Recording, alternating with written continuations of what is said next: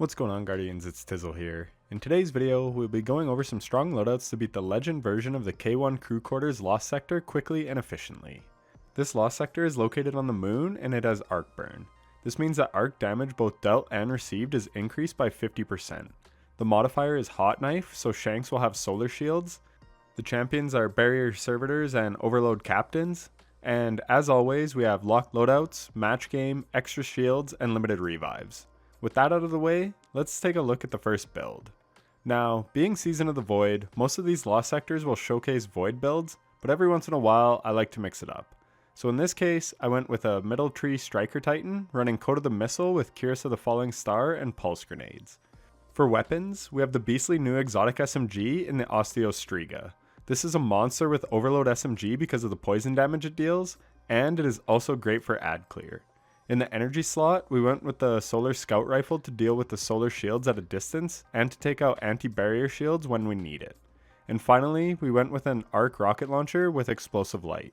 Between Arc Burn and Explosive Light, higher tier enemies don't stand a chance. Because we want to make orbs to gain stacks of Explosive Light, we are running Kinetic Siphon to make orbs with our Osteostriga. We also have Taking Charge on the helmet to gain stacks of charge with light when we pick up an Orb of Power, and Harmonic Siphon to make even more orbs with our rocket launcher, because it and our subclass are both arc. On the gloves, we have Elemental Ordnance to make elemental wells from grenade kills, and as mentioned already, we have Anti-Barrier Scout Rifle and Overload SMG. On the chest piece, we have Elemental Charge to gain 2 stacks of charge with light anytime we pick up an arc well, and we have Thermal Shock Plating to protect against arc and solar damage, which is all that there is in this Lost Sector. And again, we have the exotic Curse of the Falling Star to allow our Thunder Crash to deal way more damage. On the boots, we are running Argent Ordnance to allow our rocket to hit 20% more damage when we are charged with light, and Rocket Launcher Scavenger to give us more rockets when we pick up a brick. We also have Innervation to get grenade energy when we pick up an Orb of Power. And finally, on the class item, we have Charged Up to hold an additional stack of charge with light for even more hard-hitting rockets, as well as Double Bomber to get grenade energy whenever we put down our barricade. So basically, this loadout is built to clear ads and gain stacks of charge with light. This will then allow our rocket launcher to deal major work. If you are unfamiliar with how the mods work in Destiny, I actually made a massive breakdown of every single mod in the game. I go into much more detail about how every mod works, so if you're new to the game, check out that video as it may help you understand build crafting better. A couple tips on this Lost Sector is to be careful when you shoot your rocket at barrier servitors, as they will blink out of the way of your rocket. You will see I try to damage them a bit first before I shoot my rocket. You want to bait out the blink, or ideally, stun them once so they don't move and then shoot your rocket. Other than that, this Lost Sector is fairly straightforward. That being said, none of the Moon Lost Sectors are that good for farming, unfortunately. But if you are in a pinch and can only farm that day, then these builds should help you. Anyways, enjoy the rest of the run, and I will see you for the Hunter build.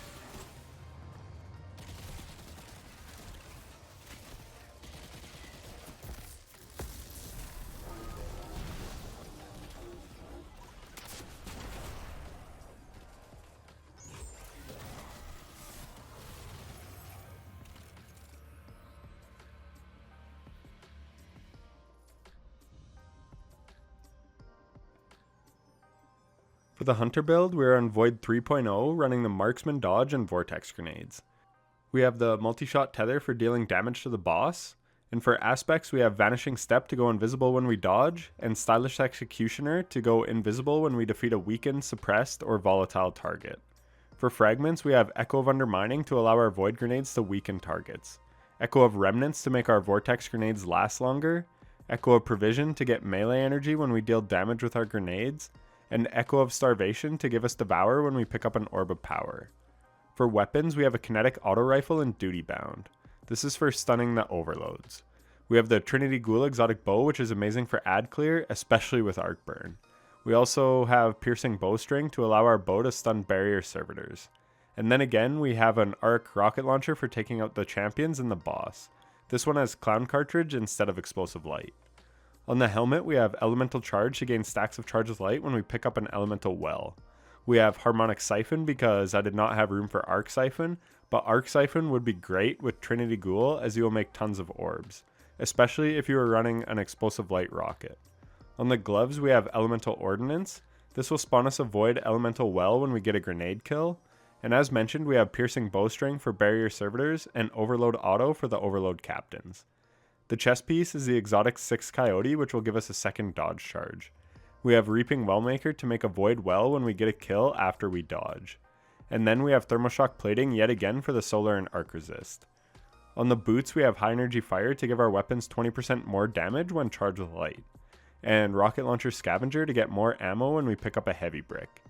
And then on the cloak, we have Overload Grenades to help us stun Overload Captains, and Lucent Finisher so that we can finish a champion to get heavy ammo. And for stats, we are spec'd into Mobility for high uptime on our dodges, and High Discipline for a fast grenade cooldown. That is it for the build. Enjoy the rest of the run, and I will see you for the Warlock build.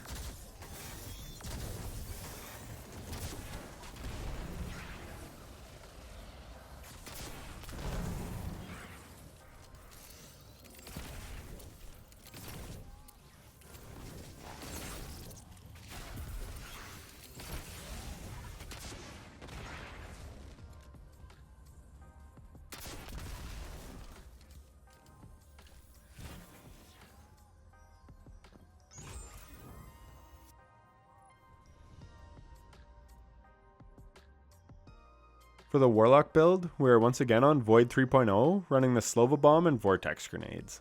For aspects, we have the Feed the Void to give us Devour when we get a Void ability kill, and Chaos Accelerant to allow us to overcharge our grenades, which will increase the size and linger duration of our Vortex Grenades.